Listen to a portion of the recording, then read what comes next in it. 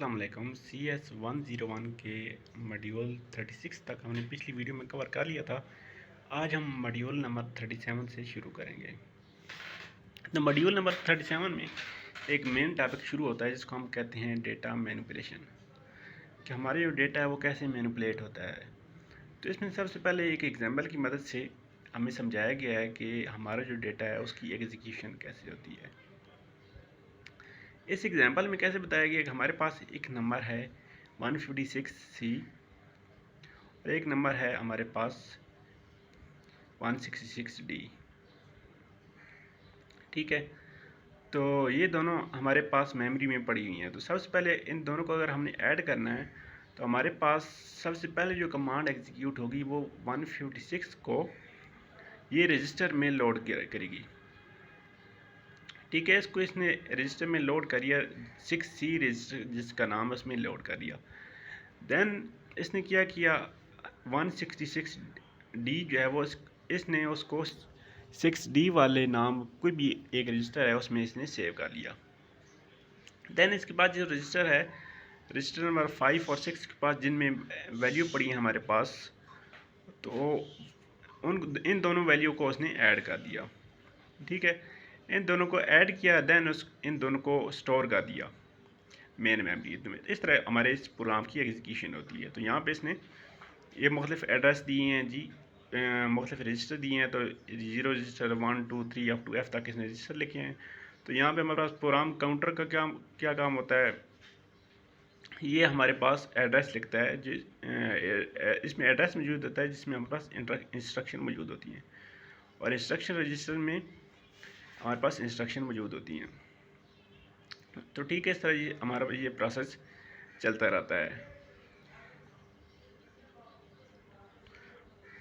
उसके बाद ये डेटा मैनिपुलेशन का सेकंड टॉपिक जो हमारे पास लॉजिक ऑपरेटर्स। तो हमारे पास दो बेसिक लॉजिक ऑपरेटर होते हैं और तीसरा उनसे हमारा जो ऑपरेटर है वो बनता है। तो हमारे पास एंड, आर और XR, ये तीन हम इसमें कवर करेंगे। तो बिट वाइज ऑपरेशन यहाँ पे है जी, दैट कंबाइन टू स्ट्रिंग, दो स्ट्रिंग्स को कंबाइन करता है, उनको ऐड करता है या माइनस करता है। ठीक है, मतलब यहाँ पे ऑप्शन होते हैं। तो सबसे पहले यहाँ पे हम एंड ऑपरेशन को देखेंगे। एंड वाला ये वाला ऑपरेशन आप देखें ना, इसमें हमारे पास एंड ऑपरेशन है, एक वैल्यू इसमें ये है और सेकंड वैल्यू इसमें ये दी गई है। ठीक है, इन दोनों को हमने एंड ऑपरेशन के थ्रू सॉल्व करना है। तो एंड ऑपरेशन में आपने याद रखना है, जब दोनों वैल्यू 1 होगी तब हमारा आंसर 1 आएगा। यहाँ पे देखिए, एक 0 है एक 1 है, तो हमारे पास आंसर 0 आ गया। यहाँ पे 1 और 0 है तो 0 0 0 1। यहाँ पे देखें 1 1 है तो हमारा आंसर 1 आ गया। ठीक है, आगे देन 1 0 है 0 0 0 1 0 1 0 1 1, देन फिर आया तो 1 1, हमारे पास 1 हो जाएगा। ठीक है, तो एंड ऑपरेशन में ये मेन चीज़ है कि यहाँ पे जो हमारे पास दोनों वैल्यू जहाँ पे 1 होती है तो आंसर हमारे पास 1 आता है। आगे आर ऑपरेशन देखें। आर ऑपरेशन में हमारा पास क्या होता है जी, जहाँ एक भी 1 आ जाए वहाँ हमारे पास 1 आ जाता है। ठीक है, एक भी 1 आ जाए तो 1 आ जाता है। यहाँ पे देख, एक 1 आ रहा है ना तो 1 आ गया, यहाँ पे भी एक 1 आ रहा है तो 1 आ गया। इस लाइन में कोई 1 नहीं आ रहा, दोनों 0 आ रहे हैं तो नीचे 0 आ गया।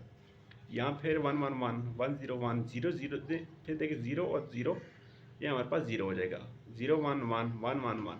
तो आर ऑपरेशन में हमारे पास ये चीज़ होती है। उसके बाद हमारे पास है नेक्स्ट XR ऑपरेशन। तो XR ऑपरेशन हमारे पास ऐसा ऑपरेशन होता है जहाँ दोनों वैल्यू अगर सेम आ जाएं तो हमारा आंसर 0 हो जाता है, दोनों वैल्यू अगर डिफरेंट हो तो हमारा आंसर 1 आ जाता है। यहाँ पे देखिए एक 1 है एक 0 है, 1 हो गया। 1 है और 0 है, डिफरेंट है ना, 1 आ गया। 0 0 दोनों सेम है तो हमारा आंसर 0 आ गया। यहाँ पे फिर दोनों सेम है, दोनों 1 1 है तो हमारा आंसर 0 आया। देन 1 0 पे 0 0 0 फिर सेम है, 0 आ गया। 1 0 डिफरेंट है तो 1 आ गया। 1 1 फिर सेम है तो 0 आ जाएगा। तो XR हमारा ये ऑपरेशन ऐसा ऑपरेशन होता है। नीचे देखें, one of the major use of and operation for placing 0 in one part of bit pattern, यानी हमें एक आखिरी 4 हिस्सों में लास्ट वाले 4 डिजिट में अगर हमें 0 0 रिक्वायर्ड है तो हम वहाँ पे एंड ऑपरेशन यूज़ कर सकते हैं। और सेकंड वैल्यू अगर वहाँ पे 0 0 कर दें तो हमारे पास आंसर में 0 0 आ जाता है। तो इसका आपने याद रखना है जी, एंड ऑपरेशन का मेन चीज़ है जी किसी ख़ास जगह पे 0 रिप्लेस करना। ठीक है, जैसे कि जो हमारे पास इमेज होती हैं उनका कलर चेंज करना, ये भी आर ऑपरेशन इसमें होता है, सॉरी एंड ऑपरेशन इसमें शामिल होता है। तो एंड ऑपरेशन को हम मास्किंग भी बोलते हैं। इसको मास्किंग क्यों बोलते हैं? इसमें हम मुकम्मल इमेज का कलर चेंज कर देते हैं, कर सकते हैं। ठीक है, हमारे पास एक इमेज, फ़र्ज़ करें हमारे पास एक इमेज है मुकम्मल वाइट, तो हमने उसको मुकम्मल ब्लैक करना है। ठीक है, तो हम इसमें एंड ऑपरेशन यूज़ करेंगे तो मुकम्मल उसका कलर चेंज हो जाएगा, तो इसलिए इसको मास्किंग बोलते हैं। हमारे पास देन आर ऑपरेशन देखें, आर ऑपरेशन का यूज़ किया है जी। तो आर ऑपरेशन हमारे पास एंड ऑपरेशन तो यूज़ होता है मास्किंग के लिए। ठीक है, यानी कि मुकम्मल किस जगह में ज़ीरो रिप्लेस कर देना है। आर ऑपरेशन हमारे पास कहाँ यूज़ होता है? किसी ख़ास पॉइंट में हमारे पास हमें 1 चाहिए। यहाँ पे देखें ना, ये हमारे पास वैल्यू है ना, इसमें हमें किसी ख़ास ये वैल्यू है, इसमें हमारे पास यहाँ पे 1 चाहिए और यहाँ पे 1 चाहिए। ठीक है, यहाँ पे फोर्थ और सेकंड वाली वैल्यू है, हमें 1 1 चाहिए। तो हम इसके साथ आर ऑपरेशन करेंगे तो हमारे पास आंसर यहाँ पे 1 आ गया और 1 आ गया, बाकी वैल्यू सेम इस तरह आ गई। ठीक है, तो आर ऑपरेशन हम इस तरह यूज़ करते हैं। देन नीचे एक्सआर का यूज़ बताया कि ये एक्सआर हमारे पास होता है कंप्लीमेंट को स्टोर करने के लिए। ठीक है, एक चीज़ है मुकम्मल उसके उलट अगर चीज़ हमने बनानी है। ठीक है, यहाँ पे इस वैल्यू को देखें, इसका हमने मुकम्मल इसका उलट देना है। ठीक है, तो हम तमाम वैल्यू 1 1 के साथ इसको एक्सआर ऑपरेशन करवाएंगे। तो यहाँ पे देखें इस सारी वैल्यू का उलट आ गया, यहाँ पे 0 था वहाँ पे 1 आ गया, जहाँ पे 1 था वहाँ पे 0 आ गया। तो एक्सआर ऑपरेशन का हमारे पास ये यूज़ होता है। देन डेटा मैनिपुलेशन में रोटेशन और शिफ्ट ऑपरेशन हमें यहाँ पे बताया गया है जी। हमारे पास ये वैल्यू होती है ना 0 और 1 की शक्ल में जो स्टोर होती है। ठीक है, उसको हम उसको चेंज कर सकते हैं। कैसे चेंज कर सकते हैं? हमारे पास यहाँ पे आप फ़र्ज़ करें हमारे पास एक वैल्यू लिखी हुई है 0 1 0 0। ठीक है, तो हम इस लास्ट वाले 0 को यहाँ से उड़ा दें। ठीक है, इस वाले 0 को हमने यहाँ से उड़ा दिया, तो हमारे पास 3 वैल्यू आ गई, तो हम उस 0 को इधर ले आते हैं। ठीक है, या इधर से 0, इस वाले 0 को उड़ाएंगे ना और इधर ले जाएंगे, तो इसको हम कहते हैं, ये हमारे पास है रोटेशन प्रोसेस। इसको हम रोटेशन प्रोसेस बोलते हैं और इसको सर्कुलर शिफ्ट भी बोलते हैं, क्योंकि इसमें हमारे पास मुकम्मल सर्कुलर शिफ्ट होता है। तो इसमें आपने याद रखना है, हमारे पास अगर 8 बिट वाली एक वैल्यू है ना, जिसमें 8 बिट यूज़ हो रहे हैं, तो हम 8 दफ़ा उस पर सर्कुलर रोटेशन अप्लाई करेंगे तो हमारे पास सेम वही वैल्यू बन जाएगी, तमाम बिट्स अपनी जगह पे आ जाएंगे। उसके बाद डेटा मैनिपुलेशन में मेन टॉपिक है अर्थमेटिक ऑपरेशन। यहाँ पे हमारे पास इसको सबसे पहले एडिशन का बताया गया है, देन सब्सट्रैक्शन, मल्टीप्लिकेशन और डिवीज़न भी बताया गया है। तो सबसे पहले एडिशन हम देखते हैं जी, एडिशन हम कैसे करेंगे। हमारे पास ये दो वैल्यू हैं 3 और 2, ये दोनों प्लस में हैं। ठीक है, तो हमने इन दोनों को ऐड करना है। तो 3 की वैल्यू हमारे पास बाइनरी में ये होती है और 2 की वैल्यू ये होती है, तो इनको ऐड करना है। सिंपल हम इसमें ऐड कर देंगे 1 1, हमारे पास 1 0 1 हो जाएगा और 0 0 1, और यहाँ पे एक चला गया तो वो वाला 1 और 0 0 यहाँ 1 आ गया और 0 0 यहाँ पे 0 हो गया। देन हमने ऐड करना है, ये नीचे वाली एग्जांपल देखिए, +7 और -5 है। तो ये 2's कम्प्लीमेंट में हम नोटेशन दे रहे हैं, तो 7 को हम इस तरह रिप्रेजेंट करते हैं और -5 को हम इस तरह रिप्रेजेंट करते हैं। ठीक है, ये हमारे पास 7 लिखा हुआ है और ये हमारे पास -5 लिखा है, इन दोनों को हम ऐड करेंगे। तो इन दोनों को सेम उसी प्रोसेस से ऐड करेंगे। 1 1 हमारे पास 0 हो जाएगा और 1 यहाँ चला जाएगा, 1 1 और एक और 1 जो इधर से आया है, 3 1 हमारे पास हो गया, तो यहाँ पे 1 आ जाएगा, 1 एक और इधर चला गया, तो यहाँ पे 1 और जो उधर से 1 आया 1 1 0 हो गया और 1 इधर आ गया, तो यहाँ पे जो हमारे पास 1 और 1 था हमारे पास 0 आ गया। ठीक है, तो 2's कम्प्लीमेंट में हम इस तरह एडिशन करते हैं। अगर आपको ये चीज़ समझ नहीं है तो आप जब खुद करेंगे ना कॉपी पेंसिल की मदद से, तो आप इसको ईजिली समझ सकते हैं। ये हमारे पास एडिशन और सब्सट्रैक्शन के अमल हमने कर लिए। आगे देखें मल्टीप्लिकेशन। मल्टीप्लिकेशन क्या चीज़ होती है? मल्टीप्लिकेशन में ये चीज़ कहता है कि हम एडिशन को ही रिपीट करते हैं, यानी हमने 8 को 3 से मल्टीप्लाई कराना है ना, तो हम क्या करेंगे 8 + 8 + 8, तो वो 8 × 3 बन जाएगा। ठीक है, और डिवीज़न में ये क्या चीज़ कहता है, डिवीज़न जो हमारे पास है वो सब्सट्रैक्शन का ही अमल होता है। यानी 8 को हमने 3 से डिवाइड करना है ना, तो हम करेंगे 8 माइनस 3, देन जो आंसर आ गया 5, देन 5 से माइनस 3 करेंगे, देन आंसर 2 आ जाएगा। तो हम कहेंगे हमारे पास इसका आंसर 2 और फ्रैक्शन में हमारे पास आ गया 2/3। तो इस तरह हम इसमें डिवीजन कहते हैं। आपने यहाँ पे रिमेंबर रखने वाली बात यह है जी, if it's store two's complement it's straightforward. तो अगर ये टूज कम्प्लीमेंट में जा रहा है तो ये स्ट्रेट फॉरवर्ड जाएगा। If it says floating point notation, तो अगर ये फ्लोटिंग पॉइंट नोटेशन हमारे पास वैल्यू है ना, तो हम उसको मेंटिसा यूज़ करेंगे, ठीक है। मेंटिसा, एक्स मिनट और साइन बेट जिस हवाले से हैं उस हवाले से हम उनको यूज़ करेंगे। उसके बाद जी डेटा मैनिपुलेशन में अगला नेक्स्ट टॉपिक है जी रोल ऑफ कंट्रोलर। तो कंट्रोलर क्या चीज़ होती है? कंट्रोलर सबसे मेन पार्ट होता है कंप्यूटर का। तो ये क्या काम करता है? ये हमारे पास मुख्तलिफ जो हमारे पास पार्ट्स होते हैं कंप्यूटर के, उनको आपस में कम्युनिकेट कराता है और उनको ऑर्डर देता है कि किस पार्ट ने कब ये काम करना है, ठीक है।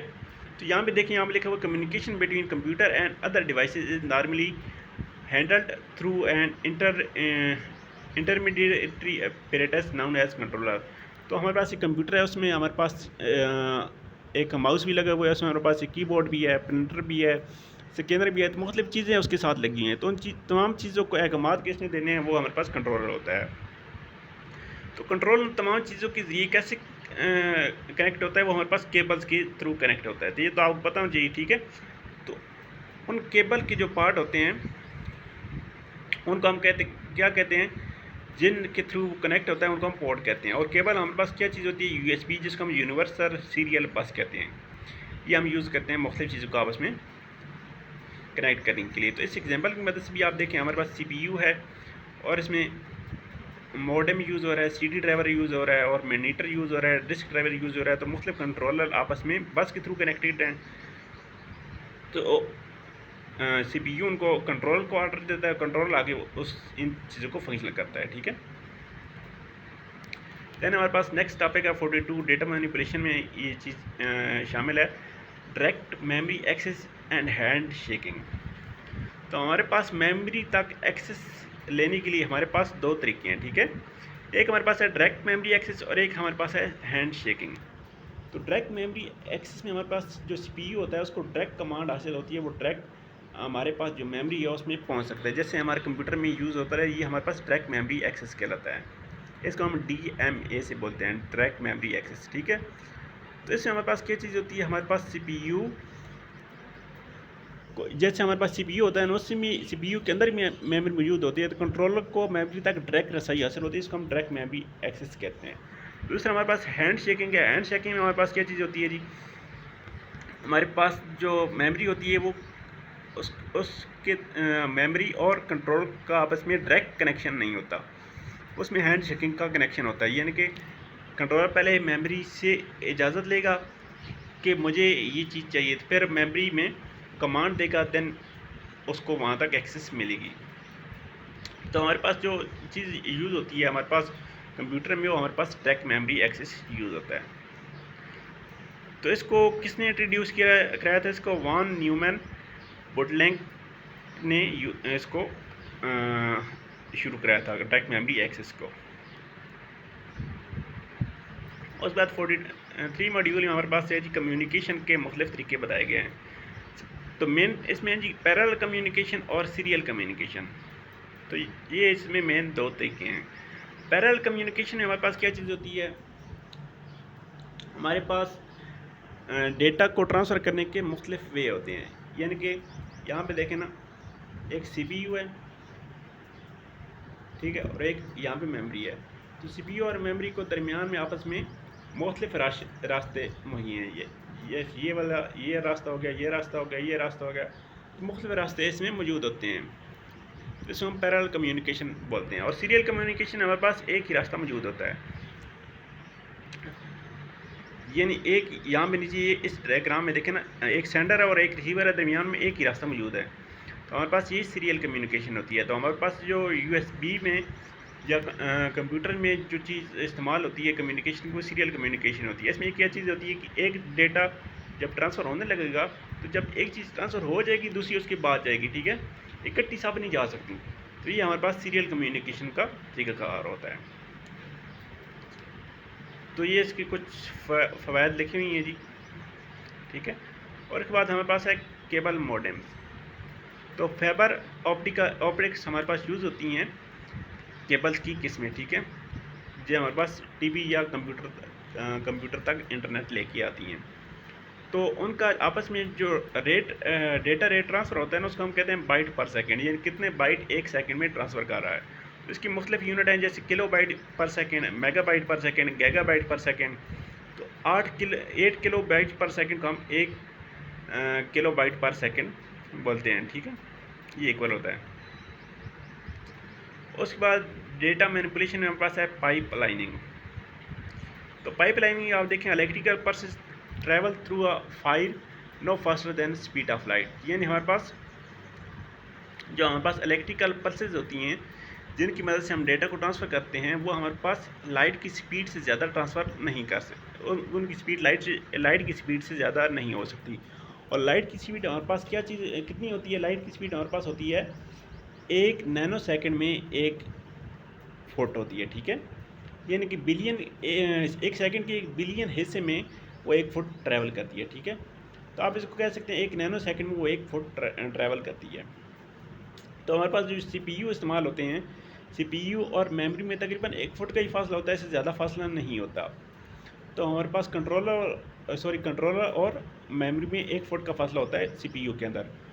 तो 1 सेकंड वहाँ से लगेगा, कंट्रोलर से कमांड जाएगी मेमोरी तक, और दूसरे नैनो सेकंड में मेमोरी से वो चीज़ ट्रांसफ़र होकर कंट्रोल के पास आ जाएगी। तो इसलिए यहाँ पे हमें 2 नैनो सेकंड की ज़रूरत होंगे CPU के अंदर किसी भी डेटा को ट्रांसफ़र करवाने के लिए। तो थ्रू आउट टाइम हमारे पास क्या चीज़ होती है जी, या हमारे पास total amount of work the machine can polish in a given amount of time, ठीक है। उसके बाद पाइपलाइनिंग हमारे पास क्या चीज़, ये हमारे पास एक टेक्निक है जो मुख्तलिफ मशीन साइकिल को एक दूसरे के ऊपर ओवरलैप करवाती है। दैन 45 टॉपिक में हमारे पास ऑपरेटिंग सिस्टम की हिस्ट्री है, तो ये हम नेक्स्ट वीडियो में कवर करेंगे। आज तक 44 मॉड्यूल तक आज की वीडियो काफ़ी लंबी हो गई है, तो इसको इंशाल्लाह नेक्स्ट वीडियो में कवर करेंगे। यहाँ तक देखने के लिए थैंक यू, अल्लाह हाफ़िज़।